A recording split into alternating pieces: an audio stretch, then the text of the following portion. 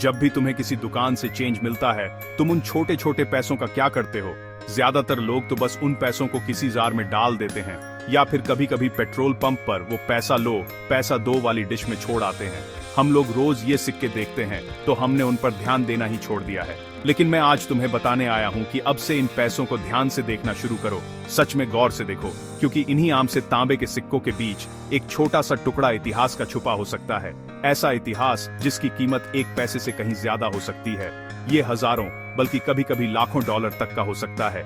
ये ultimate find है जिसके लिए तुम्हें घर से बाहर भी नहीं जाना पड़ता। सोचो जरा, अमेरिका में बहुत सालों से ये पेनीज बन रहे हैं। इतने सालों में बहुत कुछ बदल चुका है। डिजाइन बदला, धातु बदली, और कभी कभी यूएस मिंट से गलती भी हो जाती है। ऐसे ही छोटे छोटे बदलाव रेयर कॉइन्स को कलेक्टर का सपना बना देते हैं। ये एक ऐसा ट्रेजर हंट है जिसमें कोई भी हिस्सा ले सकता है। तुम्हें किसी एक्स वाले नक्शे की जरूरत नहीं, बस कुछ पेनीज और थोड़ी सी जानकारी चाहिए। हर कॉइन की अपनी कहानी होती है, जो मुझे सबसे ज्यादा पसंद है। हर खरोंच, हर निशान बताता है कि वो सिक्का कहां कहां घूम चुका है, कितने हाथों से गुजरा है। सोचो, तुम्हारे दादाजी के पुराने कॉफी कैन में किस्मत छुपी हो सकती है। यही तो मजा है इस खेल का। मैंने अपनी जिंदगी रोड पर गुजारी है, पुराने बार्न्स और बेसमेंट्स में रस्टी गोल्ड ढूंढते हुए। लेकिन कुछ सबसे बड़े खजाने तो तुम्हारी जेब में भी आ सकते हैं। बस तुम्हें पहचानना आना चाहिए कि कौन सा सिक्का बाकी सबसे अलग है। एक खास पेनी तुम्हारी जिंदगी बदल सकता है। ये कोई सपना नहीं है। लोग ऐसे कॉइन्स हर वक्त ढूंढ लेते हैं।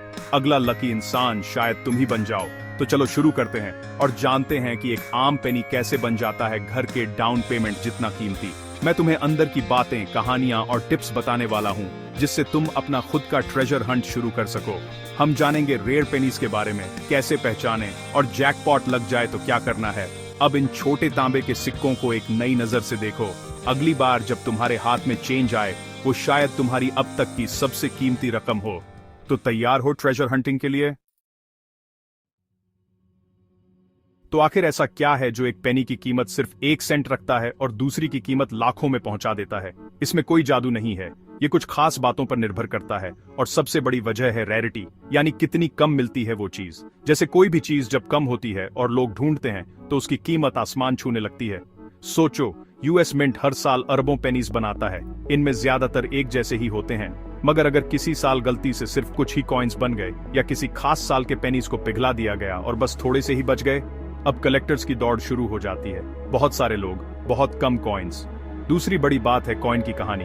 जिसकी कहानी दिलचस्प हो, उसकी पूछ परख भी ज्यादा होती है। हो सकता है वो कॉइन किसी हिस्टोरिकल टाइम में बना हो, जैसे किसी जंग के दौरान, या फिर मिंट में गलती से बन गया हो, जो कभी बाहर आना ही नहीं था। ऐसी स्टोरीज कॉइन्स को पर्सनैलिटी देती है। अब वो सिर्फ धातु का टुकड़ा नहीं, बल्कि इतिहास का हिस्सा बन जाता है। जब मैं कॉइन्स ढूंढता हूँ तो हमेशा कहता हूँ कि मैं कहानी ढूंढ रहा हूँ। जैसे किसी पुराने बर्न में जंग लगी साइकिल सिर्फ स्क्रैप नहीं है, वो उस बच्चे की कहानी है जिसने कभी चलाई थी। रेयर कॉइन भी वैसे ही है, अपने समय की हिस्ट्री लेकर चलता है। फिर आते हैं मिंट एरर्स। मिंट मतलब कॉइन बनाने की फैक्ट्री, और जैसे किसी भी फैक्ट्री में गड़बड़ी हो सकती है, यहाँ भी हो जाती है। कोई कॉइन 2 बार स्टैंप हो गया, या गलत मेटल पर बन गया, या डेट में कुछ गड़बड़ हो गई। ऐसे एरर कॉइन्स आमतौर पर बाहर नहीं आने चाहिए, पर कभी कभी कुछ निकल जाते हैं। ऐसे कॉइन्स एकदम यूनिक होते हैं, और कलेक्टर्स इनके दीवाने हैं। आखिरी बात, मेटल भी फर्क डालता है। सालों में पेनी की धातु कई बार बदली है। शुरुआत में प्योर कॉपर, फिर ब्रॉन्ज, फिर 1 साल के लिए जिंक कोटेड स्टील, और अब ज्यादातर जिंक पर हल्की कॉपर कोटिंग। अगर गलती से किसी गलत मेटल पर पेनी बन गया तो बस जैकपॉट। रूल तोड़ना यहाँ फायदेमंद हो जाता है। तो बस वही ढूंढो जो सब में फिट न बैठे। अब बात करते हैं सबसे बड़ी खोज की, पेनीज की दुनिया का हीरा, 1943 ब्रॉन्ज पेनी। इसकी खासियत समझने के लिए थोड़ी हिस्ट्री जाननी जरूरी है। साल था 1943। अमेरिका वर्ल्ड वॉर 2 में था। कॉपर बहुत जरूरी था, गोली के खोल, वायरिंग और बाकी वॉर मटेरियल के लिए। इसलिए यूएस सरकार ने सोचा 1 साल के लिए पेनीज किसी और मेटल से बनाएंगे। तो 1944 में लगभग सारे पेनीज जिंक कोटेड स्टील के बने। ये दिखने में सिल्वर ग्रे जैसे थे। लोगों को ये पसंद नहीं आए। मैग्नेटिक थे, वेंडिंग मशीन्स में फंस जाते थे, जल्दी रस्ट हो जाते थे, और डाइम्स जैसे दिखते थे। लेकिन यही प्लान था, किसी भी कॉपर पेनी को उस साल बनना ही नहीं था। मगर 1942 के आखिर में मिंट में कुछ ब्रॉन्ज प्लांचेट्स, जो कॉइन्स बनते हैं उन धातु की गोल्ड प्लेट्स, रह गए थे। गलती से कुछ ब्रॉन्ज ब्लैंक्स प्रेसेस में चले गए, और 1948 की डेट के साथ कॉइन्स बन गए। किसी को नहीं पता कितने बने। शायद कुछ दर्जन ही फिलाडेल्फिया, डेनवर और सैन फ्रांसिस्को मिंट्स में बन गए। मिंट ने कई सालों तक कहा कि ऐसे कॉइन्स हैं ही नहीं, लेकिन फिर ये कॉइन्स मिलने लगे। किसी बच्चे को 1947 में लंच मनी में मिला, किसी टीनेजर को पॉकेट चेंज में। हर बार एक नया कॉइन मिला, कहानी और बड़ी होती गई। ये बन गया अमेरिका सबसे फेमस और ढूंढा जाने वाला एरर कॉइन। एक असली 1943 ब्रॉन्ज पेनी दुनिया के सबसे कीमती कॉइन्स में से एक है। इसकी हालत पर डिपेंड करता है, लेकिन ये लाखों डॉलर तक बिक सकता है। एक तो $1 मिलियन से भी ज्यादा में बिका था। सोचो, गलती से बना एक पेनी किसी को मिलियनर बना सकता है। ये है असली ट्रेजर हंट, और ये कहानी 100% सच है। यही सबूत है कि ध्यान से देखो, क्योंकि कब इतिहास तुम्हारे हाथ आ जाए कोई नहीं जानता। मान लो तुम पुराने सिक्कों के जार में से 1943 का पेनी निकाल लेते हो। तुम्हारा दिल धड़कने लगता है। क्या ये वही है? क्या तुम्हें जैकपॉट लग गया? रिटायरमेंट के सपने देखने से पहले घर पर ही 2-3 आसान टेस्ट करके देख सकते हो। सबसे आसान है मैग्नेट टेस्ट। याद रखना, 1943 के normal pennies zinc coated steel के बने थे, और स्टील मैग्नेटिक होता है। ब्रॉन्ज, जिसमें ज्यादातर कॉपर होता है, मैग्नेटिक नहीं होता। तो फ्रिज या वर्कशॉप से कोई मजबूत मैग्नेट ले आओ। अब मैग्नेट को अपने 1943 पेनी के करीब लाओ। अगर पेनी मैग्नेट से चिपक जाए तो सॉरी, ये रेगुलर स्टील सेंट है। फिर भी इंटरेस्टिंग पीस है, पर करोड़ों वाला खजाना नहीं। अगर पेनी मैग्नेट से नहीं चिपकता तो थोड़ी उम्मीद जाग सकती है। ये पहला टेस्ट है और तुम्हारा कॉइन पास हो गया। नॉन मैग्नेटिक 1943 पेनी मिलना बहुत बड़ी बात है, लेकिन अभी शैंपेन मत खोलो। फर्जी कॉइन्स और छेड़छाड़ वाले कॉइन्स भी घूम रहे हैं। कुछ लोगों ने स्टील सेंट पर कॉपर की परत चढ़ाकर नकली कॉइन बनाए हैं। मैग्नेट टेस्ट फिर भी काम करेगा, क्योंकि अंदर स्टील है। कुछ लोग डेट बदल देते हैं, जैसे 1948 को 1943 बना देते हैं। इसके लिए तुम्हें 3 तीन पर ध्यान देना होगा। मैग्नीफाइंग ग्लास का यूज करो, कोई अजीब निशान या खरोंच तो नहीं। नंबर 3, बाकी कॉइन्स जैसे दिखता है या अलग। डिटेक्टिव बनो। एक और चीज है, वेट। 1940s के ब्रॉन्ज पेनी का वजन करीब 3.11 ग्राम्स होता है। स्टील सेंट का वजन 2.7 ग्राम्स के आसपास होता है। अगर तुम्हारे पास छोटा डिजिटल स्केल है तो ये भी चेक कर सकते हो। अगर तुम्हारा 1943 पेनी मैग्नेटिक नहीं है और वजन भी करीब 3.11 ग्राम्स है, तो अब सच में एक्साइटेड होने का टाइम है। अब कॉइन को हाथ न लगाओ, और अगला कदम है इसे प्रोफेशनल ऑथेंटिकेटर को दिखाना। 1930 ब्रॉन्ज पेनी तो रेयर कॉइन्स का राजा है, लेकिन ये अकेला नहीं है। रेयर सेंट्स की फैमिली में और भी कई कीमती सिक्के हैं जिन पर तुम्हें नजर रखनी चाहिए। इनको मिलना 1933 ब्रॉन्ज से ज्यादा आसान है, और ये भी अच्छी कीमत दिला सकते हैं। सबसे फेमस है 1909s VDB लिंकन सेंट। ये लिंकन पेनी का पहला साल था, और डिजाइनर विक्टर डेविड ब्रेनर ने अपने इनिशियल्स VDB सिक्के के पीछे डाल दिए थे। लोगों को ये ज्यादा बड़ा लगा तो मिंट ने जल्दी ही हटा दिए। सैन फ्रांसिस्को मिंट यानी S मार्क वाले ने सिर्फ 464,000 ऐसे सिक्के बनाए। सुनने में ये बहुत लगते हैं, मगर अरबों के मुकाबले कुछ भी नहीं। अगर तुम्हें ये मिल जाए तो जैकपॉट है। अच्छी हालत वाला सिक्का $1000 से ज्यादा का बिक सकता है।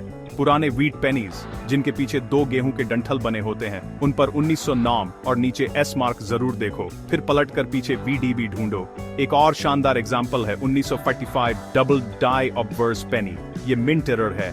डाई बनाने में गलती से 2 बार स्टैंप हो गया, थोड़ा सा हिलकर। डेट, लिबर्टी और इन गॉड वी ट्रस्ट सब कुछ डबल दिखता है। ये धुंधला नहीं, साफ डबल दिखेगा। नेकेड आई से भी नजर आ जाता है। ऐसे कॉइन्स $1500 या उससे भी ज्यादा के बिकते हैं।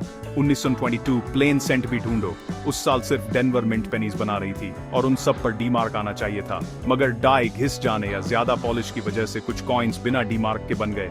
फिलाडेल्फिया मिंट ने उस साल पेनी नहीं बनाई, तो अगर तुम्हें 1922 व्हीट पेनी बिना मिंट मार्क के मिल जाए तो तुम्हारे पास रेयर एरर हो सकता है। डाई वैरायटीज अलग अलग हैं, मगर हर कोई नॉर्मल पेनी से काफी ज्यादा कीमती है। मुझे वो कॉइन्स ढूंढना बहुत पसंद है जो थोड़े अजीब, थोड़े अलग होते हैं। कॉइन की दुनिया में इन्हें मिंट एरर्स कहते हैं, और ऑनेस्टली ये सबसे इंटरेस्टिंग और वैल्यूएबल फाइंड्स में आते हैं। जैसे मैंने पहले बताया, मिंट एक सुपर फास्ट फैक्ट्री है। रोज लाखों कॉइन्स बनते हैं। इतनी बड़ी प्रोडक्शन में गड़बड़ी होना तय है। ज्यादातर गड़बड़ी वाले कॉइन्स पकड़ लिए जाते हैं और पिघला दिए जाते हैं, लेकिन कुछ लकी सर्वाइवर्स बाहर आ जाते हैं। कलेक्टर्स इन्हीं कॉइन्स के पीछे पागल रहते हैं, क्योंकि हर कॉइन एक अलग कहानी बताता है, कुछ गलत होने की कहानी, जो कलेक्टर के लिए जैकपॉट है। सबसे कॉमन एरर है ऑफ सेंटर स्ट्राइक। जब ब्लैंक कॉइन प्लांचे सही से नहीं रखा जाता तो डिजाइन बीच में नहीं बनता, कॉइन का एक हिस्सा खाली रह जाता है। जितना ज्यादा ऑफ सेंटर उतना ही रेयर और कीमती। अगर 5 या 10% ऑफ सेंटर है तो ठीक, मगर 50% या उससे ज्यादा ऑफ सेंटर हो और डेट भी दिख रही हो तो वो तो बहुत बड़ा प्राइज है। एक और मजेदार एरर है क्लिप्ड प्लांचे। ये कॉइन बनने से पहले ही हो जाता है। प्लांचेट्स एक बड़ी मेटल शीट से कुकी कटर की तरह काटे जाते हैं। अगर शीट आगे नहीं बढ़ी तो नया ब्लैंक पिछले होल के ऊपर कट जाता है। अब जब ये अधूरा ब्लैंक प्रेस में जाता है तो कॉइन में एक हिस्सा कटा हुआ रहता है। रिम के दूसरी तरफ ब्लेक्सली इफेक्ट भी दिख सकता है, जहां मेटल सही से नहीं फैला। फिर हैं डाई क्रैक्स और डाई ब्रेक्स। कॉइन्स को स्टैंप करने वाले डाइज बहुत दबाव में होते हैं तो कभी कभी टूट जाते हैं या दरार आ जाती है। जब डाई क्रैक करता है तो हर कॉइन पर एक उभरी हुई लाइन आ जाती है। छोटी क्रैक्स आम हैं, मगर अगर डाई का बड़ा टुकड़ा टूट जाए तो उसे डाई ब्रेक या CUD कहते हैं। कॉइन के रिम पर उभरा हुआ हिस्सा बन जाता है। बहुत ड्रामेटिक और कलेक्टेबल होता है, खासकर पुराने कॉइन्स पर। ये थोड़ा फॉसिल जैसा होता है, मिंट में हुई गलती का सबूत। तो ये रेयर पेनीज आखिर मिलते कहाँ हैं? लोग सोचते हैं ये सब किसी अमीर कलेक्टर के पास बंद है, पर ऐसा नहीं है। सच तो ये है कि ये कॉइन्स सबसे आम जगहों पर मिल सकते हैं। यही चीज इस ट्रेजर हंट को मजेदार बनाती है। सबसे आसान जगह है तुम्हारा खुद का पॉकेट चेंज। जब भी तुम कुछ खरीदते हो और सिक्के वापस मिलते हैं, बस 2 सेकंड लगाकर डेट्स देखो, कुछ अलग तो नहीं दिख रहा। ज्यादातर बार कुछ नहीं मिलेगा, मगर एक लकी फाइंड सब कुछ बदल सकता है। देखने के पैसे नहीं लगते। पुराने कॉइन जार्स, कॉफी कैंस या पिगी बैंक्स भी खजाने की जगह है। हर घर में या जान पहचान में किसी के पास तो होंगे ही। हो सकता है तुम्हारे पापा ने 30 साल से एक बड़ी बोतल में सारे कॉइन्स डाल रखे हों, या दादी की अलमारी पर कॉइन्स की डिश पड़ी हो। ऐसी फॉरगॉटन चेंज टाइम कैप्सूल जैसी होती है। डेकेड्स पुराने कॉइन्स मिल सकते हैं। इन्हें छांटना आर्कियोलॉजिकल डिग जैसा है, धीरे धीरे इतिहास के लेयर्स खोलना। एक और तरीका है बैंक से कॉइन रोल्स लेना। इसे कॉइन रोल हंटिंग कहते हैं। बैंक जाओ, एक बॉक्स पेनीज का ले आओ, 50 रोल्स यानी 500 पेनीज। घर लाकर खोलो और एक एक करके सर्च करो। पुरानी dates, wheat pennies, mint errors या कभी कभी फॉरेन कॉइन्स भी मिल जाते हैं। जो काम का नहीं उसे वापस बैंक में जमा कर दो और फिर से शुरू। ये हॉबी है जो अपने आप चलती रहती है।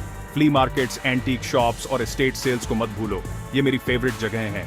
यहाँ अक्सर पुराने कॉइन्स की पाउचेस या बॉक्सेस मिल जाती हैं। सेलर को खुद भी पता नहीं होता कि उनके पास क्या खजाना है। अगर तुमने रिसर्च की है तो आम कॉइन्स में रेयर कॉइन पहचान सकते हो। मैंने एक बार बार्न सेल में पुराना कैश रजिस्टर खरीदा और उसमें 1950s से बंद कॉइन्स मिले। सच में कभी नहीं पता होता अगला जैकपॉट कहाँ छुपा है।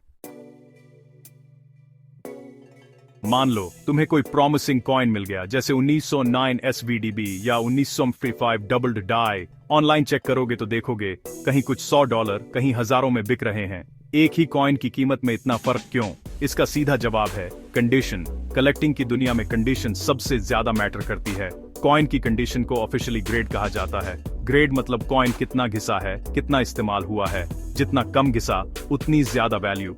ऐसे सोचो, अगर तुम्हें 2 एक जैसे पुराने मोटरसाइकिल्स मिले, एक गराज में कवर में पड़ी रही, एकदम नई जैसी, दूसरी खूब चलाई गई, बारिश में भी रही, स्क्रैचेस और रस्ट से भरी, मॉडल दोनों एक जैसे, मगर कौन सी ज्यादा कीमती होगी? कॉइन्स के साथ भी यही है। जो कॉइन शुरू में ही सर्कुलेशन से निकालकर संभाल लिया गया वो रेयर है। कॉइन ग्रेडिंग स्केल 1 से 70 तक होती है। बिल्कुल घिसी पिटी कॉइन को पुअर यानी P1 या गुड यानी G4 कहा जाता है। जो कभी सर्कुलेशन में गया ही नहीं, बिल्कुल नई हालत में है, उसे मिंट स्टेट या अनसर्कुलेटेड कहते हैं। MS60 से लेकर परफेक्ट MS70 तक। MS63 और MS65 में फर्क नए कलेक्टर को नजर नहीं आएगा, पर एक्सपर्ट के लिए यही फर्क हजारों डॉलर का हो सकता है। इसमें छोटी छोटी स्क्रैचेस, कॉइन की चमक और कितनी अच्छी स्ट्राइक है, ये सब देखा जाता है। इसीलिए अगर तुम्हें वैल्यूएबल कॉइन मिले तो बहुत केयरफुल रहना चाहिए। एक फिंगरप्रिंट, हल्की सी स्क्रैच या कीज के साथ जेब में रखने से उसकी वैल्यू गिर सकती है। Pristine uncirculated coin rare survivor होता है। वो उस दिन की याद दिलाता है जब वो बना था। कलेक्टर्स ऐसी परफेक्ट कंडीशन के लिए एक्स्ट्रा पैसे देते हैं, तो कॉइन की कीमत देखते वक्त उसकी हालत भी रियलिस्टिकली देखो। जितना अच्छा दिखेगा उतना महंगा बिकेगा। चलो मान लेते हैं तुमने मेहनत कर ली, पेनीज के जार से ढूंढ लिया, मैग्नेट और मैग्नीफाइंग ग्लास से चेक कर लिया। अब तुम्हारे हाथ में एक कॉइन है जो शायद कुछ खास है। थोड़ी घबराहट हो रही होगी, ये सही है। सबसे पहली बात, शांति से कॉइन को बहुत ध्यान से संभालो। इसे दोस्तों को दिखाने के लिए जेब में मत डालो। दूसरे कॉइन्स या चीजों से रगड़ने से स्क्रैचेस आ सकते हैं और वैल्यू गिर जाती है। कॉइन को सिर्फ किनारों से पकड़ो, अंगूठा और उंगली के बीच। इससे फिंगरप्रिंट और स्किन की ऑयल कॉइन पर नहीं लगती। अब कॉइन को सेफली स्टोर करो। उसे हवा, मॉइस्चर और डैमेज से बचाना है। सबसे अच्छा और सस्ता तरीका है दूध Z2 कार्डबोर्ड होल्डर, जिसमें माइलर की विंडो होती है। किसी भी कॉइन शॉप या ऑनलाइन मिल जाएगा। कॉइन होल्डर में डालो, मोड़ो और स्टेपल कर दो। कॉइन सिक्योर भी रहेगा और बिना छुए देख भी सकते हो। प्लास्टिक बैग में मत डालो और सबसे बड़ी बात, कॉइन को साफ करने की कोशिश मत करना। हाँ, चमकाने की कोशिश करना सबसे बड़ी गलती है। हल्के से भी साफ करोगे तो कलेक्टर के लिए कॉइन की वैल्यू खत्म हो जाती है। ओरिजिनल पटिना या सरफेस चली जाती है और माइक्रोस्कोपिक स्क्रैचेस एक्सपर्ट को तुरंत दिख जाते हैं। क्लीन कॉइन मतलब डैमेज्ड कॉइन। बस कलेक्टर को ओरिजिनल गंदा कॉइन ज्यादा पसंद है, शाइनी नहीं। नेचुरल टोनिंग ही कॉइन की हिस्ट्री और कैरेक्टर है। साफ करना मतलब एंटीक चेयर का पेंट उतार देना। बस ये मत करना। कॉइन को सेफली स्टोर कर लिया, अब एक्सपर्ट की राय लो। लोकल कॉइन डीलर के पास ले जाओ, वो जल्दी से इनफॉर्मल वैल्यू बता सकते हैं और कह सकते हैं कि प्रोफेशनल ऑथेंटिकेशन करानी चाहिए या नहीं। अगर कॉइन रेयर और वैल्यूएबल है, जैसे 1943 ब्रॉन्ज सेंट, तो अगला स्टेप है तीसरे पक्ष की ग्रेडिंग सर्विस को भेजना, जैसे PCGS या NGC। वो कॉइन की असलियत और ग्रेड बताएंगे और उसे स्लैब में सील कर देंगे। यही सर्टिफिकेट तुम्हें कॉइन की पूरी वैल्यू दिलाएगा। यही प्रूफ है कि तुम्हारे हाथ में असली खजाना है।